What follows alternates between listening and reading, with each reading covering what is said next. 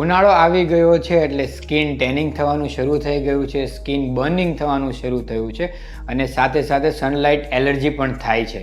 તો શું તમે જાણો છો કે તમારું સનસ્ક્રીન પરફેક્ટ છે, તમારી સ્કિનને પ્રોપર સૂટ થાય છે કે એમાં પ્રોપર ઇન્ગ્રીડિયન્ટ્સ છે? હેલો ફ્રેન્ડ્સ, મારું નામ ડૉક્ટર ક્રિષ્ના વલાલા, હું ડર્મેટોલોજીસ્ટ છું સુરતથી. જો તમે અમારી ચેનલ પર ફર્સ્ટ ટાઈમ આવ્યા છો તો ચેનલને સબસ્ક્રાઇબ કરવાનું ભૂલતા નહીં, કેમ કે અમારી ચેનલ પર અમે રેગ્યુલરલી સ્કિન અને હેરના રિગાર્ડિંગ બધી જ માહિતીના વિડીયોઝ અમારી ચેનલ પર પોસ્ટ કરતા આવ્યા છીએ. આપણે સૌ જાણીએ છીએ કે ઉનાળામાં ચામડીને બચાવવા માટે સનસ્ક્રીન લગાવવું જરૂરી છે. સનસ્ક્રીન ખરીદતા પહેલાં તમારા 5 પોઈન્ટ ધ્યાન રાખવાનું છે, જેના કારણે તમે એક પરફેક્ટ સનસ્ક્રીન આસાનીથી ખરીદી શકો. નંબર 1, સનસ્ક્રીન તમારું બ્રોડ સ્પેક્ટ્રમ હોવું જોઈએ, એટલે કે એમાં UVA પ્રોટેક્શન અને UVB પ્રોટેક્શન હોવું ખૂબ જ જરૂરી છે. કેમ કે UVA પ્રોટેક્શન તમને એન્ટી એજિંગ ઇફેક્ટ આપે છે, જ્યારે UVB પ્રોટેક્શન તમને ટેનિંગની સામે લડત આપે છે.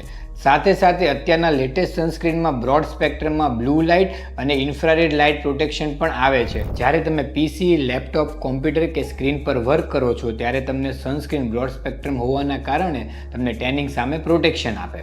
નંબર 2, SPF ઓફ સનસ્ક્રીન એટલે કે sun protection factor. Normally sunscreen 30 SPF થી ચાલુ થતા હોય અને 100 SPF સુધી અવેલેબલ હોય, પણ તમારે તમારી સ્કિનને બચાવવા માટે એટલીસ્ટ 30 SPF વાળું સનસ્ક્રીન યુઝ કરવાનું છે. અને માર્કેટમાં કોમનલી SPF 50 વાળું પણ સનસ્ક્રીન આસાનીથી મળે છે. SPF 30 97% સન પ્રોટેક્શન આપે છે, જ્યારે SPF 50 98% સન પ્રોટેક્શન આપે છે.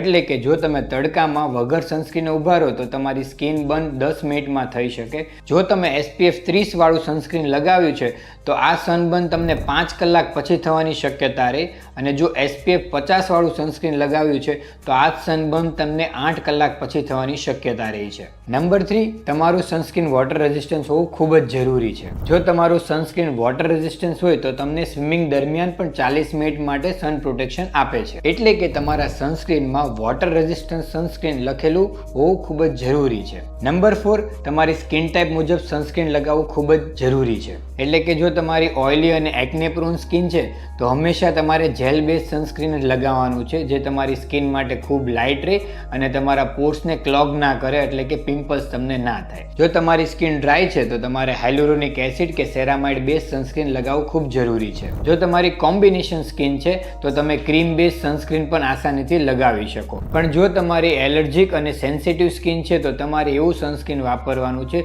જે પેરાબેન ફ્રી હોય, ફ્રેગ્રન્સ ફ્રી હોય અને મિનરલ ઓઇલ ફ્રી હોય, જેના કારણે તમને સનસ્ક્રીન લગાવ્યા પછી કોઈ પણ જાતનું રિએક્શન ના આવે. અને લાસ્ટ નંબર 5, તમારા સનસ્ક્રીનના ઇન્ગ્રીડિયન્ટ્સ જાણવાનો આગ્રહ રાખો. એટલે કે કેમિકલ સનસ્ક્રીન છે કે ફિઝિકલ સનસ્ક્રીન છે, બંને ટાઈપના સનસ્ક્રીન આપણી સ્કિન માટે ખૂબ જ જરૂરી છે. કેમિકલ સનસ્ક્રીન જેમાં તમારે ઓક્સીબેન્ઝોન, એવોબેન્ઝોન ને ઓક્ટિનોક્ઝેટ કરીને કેમિકલ્સ હોય છે જે તમારી સનલાઇટને એબ્ઝોર્બ કરી લે, જ્યારે મિનરલ સનસ્ક્રીન જેમ કે ઝિંક ઓક્સાઇડ ને ટાઇટેનિયમ ડાયોક્સાઇડ UV લાઇટને રિફ્લેક્ટ કરે છે. આ બંને એક સારા સનસ્ક્રીન છે, પણ તમારે તમારી સ્કિન ટાઈપ ને તમારા વર્ક પ્રમાણે આ સનસ્ક્રીનને સિલેક્ટ કરવાના છે. તો ફ્રેન્ડ્સ, ઉનાળામાં સનસ્ક્રીન ખરીદતા પહેલા આટલા પોઈન્ટનું ખાસથી ધ્યાન રાખજો કે તમારું સનસ્ક્રીન બ્રોડ સ્પેક્ટ્રમ હોવું જોઈએ, SPF 30 કે 50 વાળું હોવું જોઈએ અને એ તમારી સ્કિન ટાઈપ મુજબ સુટેબલ હોવું જોઈએ. જો તમને આ વિડીયો ગમ્યો હોય તો તમારા ફ્રેન્ડ સાથે શેર કરજો અને અમારા વિડીયોને લાઇક કરજો.